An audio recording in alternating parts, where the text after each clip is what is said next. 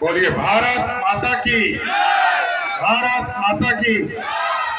आज पितरपक्ष मेला के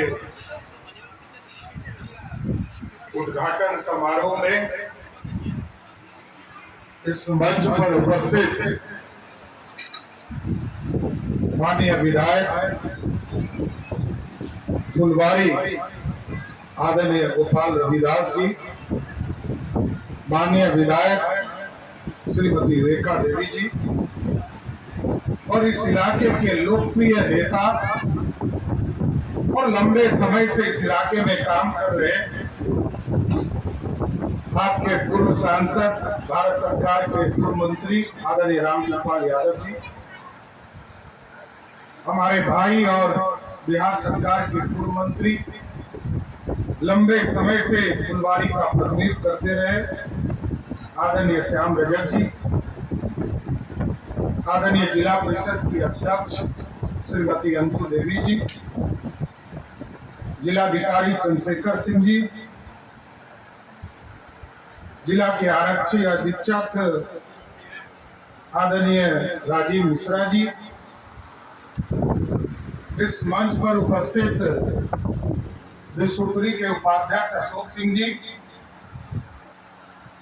पुनपुन के नगर पंचायत के मुख्य पार्षद नितेश कुमार जी, प्रखंड प्रमुख गुड़िया कुमारी जी, सभी मीडिया के साथीगण और यहाँ पर उपस्थित तमाम भाइयों, बुजुर्गों, नौजवान साथियों, छोटे छोटे बच्चों, माताएं बहनों,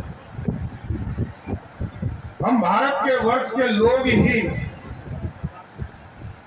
और सनातन के धर्म के लोग ही इस देश और दुनिया में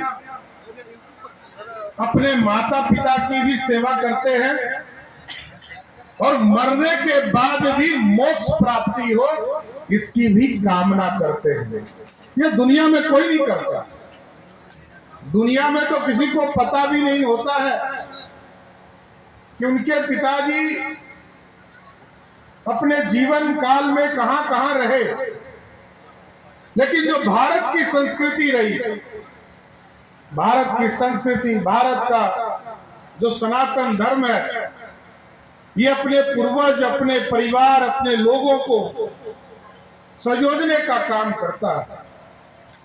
और यहाँ पर रामकृपाल जी, श्याम रजक जी लंबे समय से यहाँ काम करते रहे और पुनपुन का तो इतिहास ही है। इस इलाके में माननीय मुख्यमंत्री नीतीश कुमार जी स्वयं प्रतिनिधित्व कर चुके हैं, तो यहाँ की सारी समस्या वो स्वयं जानते हैं, यह स्पष्ट जानते हैं। लेकिन एक चीज समझिए साथियों, सनातन के मामले में, क्योंकि हम डूबते हुए सूरज को भी पूजा करते हैं और उगते हुए सूरज को दुनिया में कहीं नहीं मिले, उसी तरह अपने परिवार को पितरपक्ष के माध्यम से पुनपुन में या गया में पिंडदान करते हैं। ये भी दुनिया में कहीं नहीं है, सिर्फ इसी भारत में। इसलिए हम अपने परिवार के लिए, हम तो दूसरे का अत्याचार सहकर अपने परिवार को व्यवस्थित करने का प्रयास करते हैं। और भगवान राम की चर्चा गोपाल जी ने किया। भगवान राम को स्वयं उनके पिता ने कहा कि 14 वर्षों के वनवास में चले जाए, और जब उनकी मृत्यु हो गई तो ठीक ही कहा, पिंडदान करने के लिए जब यहाँ आए तो इसी इलाके में पिंडदान करने का काम किया सर। लेकिन साथियों, स्पष्ट है, आदरणीय मुख्यमंत्री नीतीश कुमार जी के नेतृत्व में लगातार बिहार बढ़ भी रहा है और कई समस्या जो आपने जिक्र किया है, इसमें किसी को दिक्कत नहीं है, एकदम स्पष्ट रही है। ये तो शहीदों की धरती है, यहाँ पर तो रामानंद राम गोविंद सिंह जी की मूर्ति भी लगी है, उस शहीद को भी हम लोग अभी प्रणाम करने जाएंगे।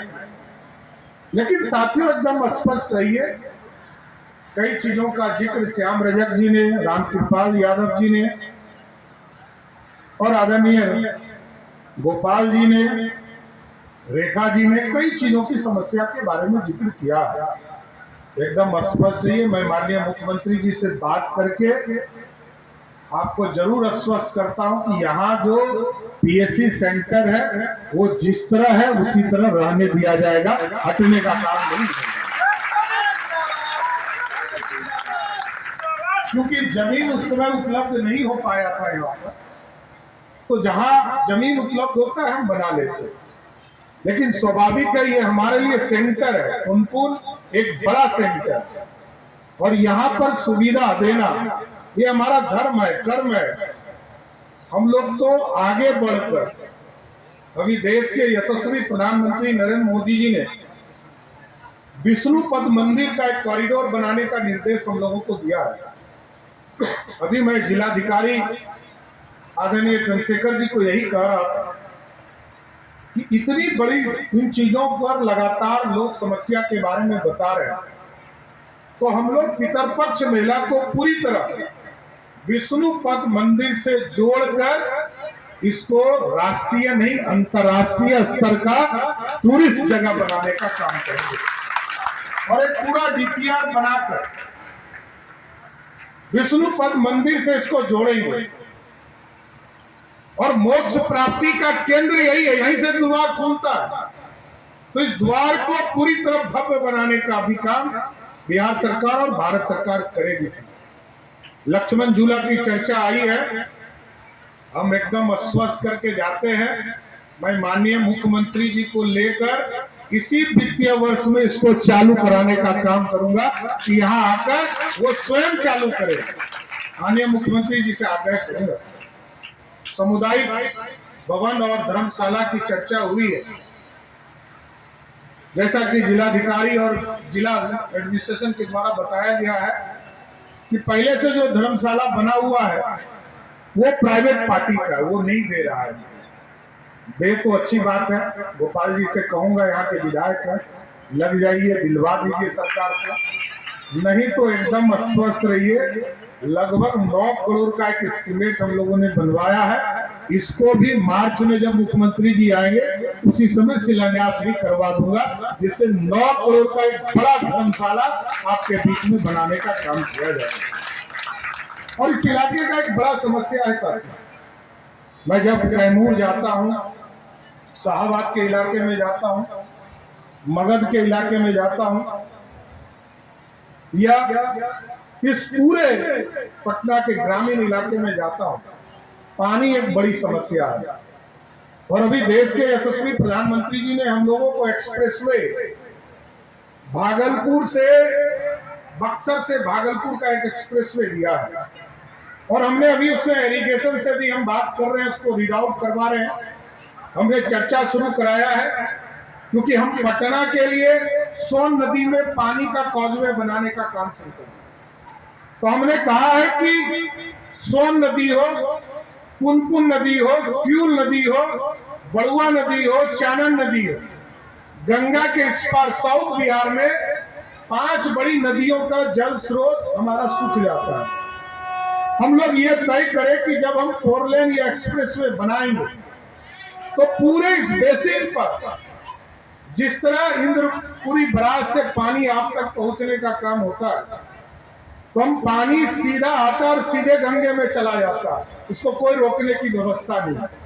हम पूरी तरह, चाहे वो सोन नदी होगा, पुनपुन होगा, बड़ुआ नदी होगा, क्यूल नदी होगा या चानन नदी होगा, सबके पानी को रोककर इस पूरे बेड में पानी की व्यवस्था खड़ा करने का काम करेंगे। इससे 2 फायदा होगा, एक इरिगेशन, लंबे समय तक पानी रहेगा क्योंकि पानी तो 2 ही 3 महीना रहता है इसमें, उसके बाद धीरे धीरे सूख जाता है। भगवान मां सीता का श्राप जरूर इस इलाके को रहा होगा, लेकिन एक व्यवस्था खड़ा करना है। और मुख्यमंत्री जी तो लगातार कभी राजगीर में, कभी नवादा में, कभी सासाराम में, कभी गया में, सब जगह पानी पहुंचाने का काम कर रहे हैं जिससे कि पानी की व्यवस्था हो सके। इसलिए इस पूरे बेड में इरिगेशन और वाटर सप्लाई दोनों की व्यवस्था की चिंता करूंगा। लेकिन साथियों, अच्छा लगा पुनपुन जैसे मोक्ष धाम में आने का मौका मिला इस सरकार के कार्यक्रम के माध्यम से।